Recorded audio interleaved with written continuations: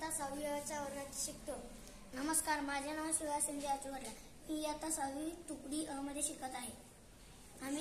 माझ्या शाळेचे नाव SSS high school MID secretary Solapur आहे। आम्ही तयार केलेली कविता हे आम्ही म्हणणार आहे।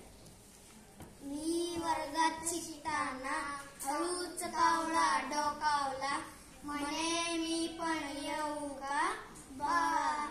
काळा काळा कावळा हा तर मित्र आपला बाळा। कावळा बसला दारावर, आम्ही लागलो लक्ष त्याच्यावर।